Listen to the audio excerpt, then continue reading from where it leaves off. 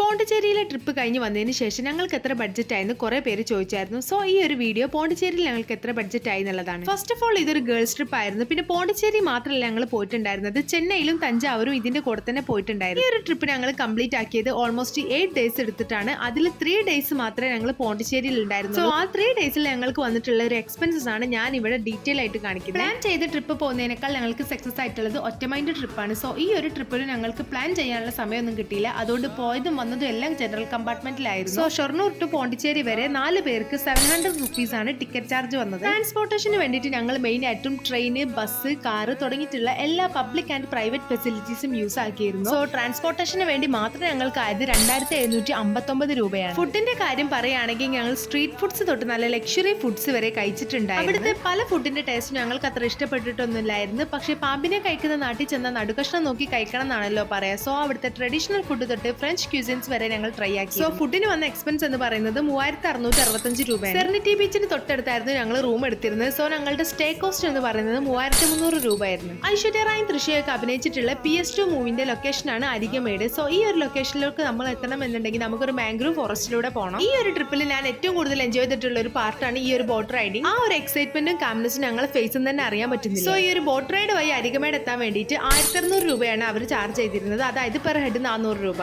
So just 3 days മാത്രം പോണ്ടിച്ചേരിയിൽ spend ആക്കാൻ വേണ്ടിയിട്ട് ഞങ്ങൾക്കായിട്ടുള്ള കോസ്റ്റ് എന്ന് പറയുന്നത് 12024 രൂപയായിരുന്നു. ഒരു ബഡ്ജറ്റ് ഫ്രണ്ട്ലി ട്രിപ്പാണ് ഞങ്ങൾ പ്ലാൻ ചെയ്തിട്ടുണ്ടായിരുന്നെങ്കിൽ കൂടിയിട്ടും ഇത് ബഡ്ജറ്റ് ഫ്രണ്ട്ലി ആയിട്ടുണ്ടോ ഇല്ലേ എന്നുള്ളത് സത്യം പറഞ്ഞാൽ എനിക്കറിയില്ല. കാരണം 3 ദിവസത്തിന് മാത്രം വന്നിട്ടുള്ള കോസ്റ്റ് ആണ് ഈ ഒരു 10K എബോ. അതുപോലെ തഞ്ചാവൂരും ചെന്നൈയിലൊക്കെ ഞങ്ങൾക്ക് അത്യാവശ്യം എക്സ്പെൻസ് വന്നിട്ടുണ്ടായിരുന്നു. സോ ഞങ്ങൾക്ക് ടോട്ടൽ എത്ര എക്സ്പെൻസ് ആയിട്ടുണ്ടാവും എന്നുള്ളത് ഗസ് ചെയ്തിട്ട് കമന്റ് ബോക്സിൽ പറയണേ. അതിനുശേഷം അവിടെ എത്ര എക്സ്പെൻസ് ആയി എന്നുള്ളതിന്റെ ഒരു വീഡിയോ ഞാൻ അപ്ലോഡ് ചെയ്യുന്നുണ്ട്. പിന്നെ ഈ ഒരു ട്രിപ്പ് ഞങ്ങൾക്ക് ഈ ഒരു എമൗണ്ടിൽ വെർത്ത് ആയിരുന്നോ അല്ലെന്നും കൂടെ നിങ്ങൾ കമന്റ് ബോക്സിൽ പറയണം. പോണ്ടിച്ചേരിയുടെ ഒരു വ്ലോഗും കൂടെ നിങ്ങൾ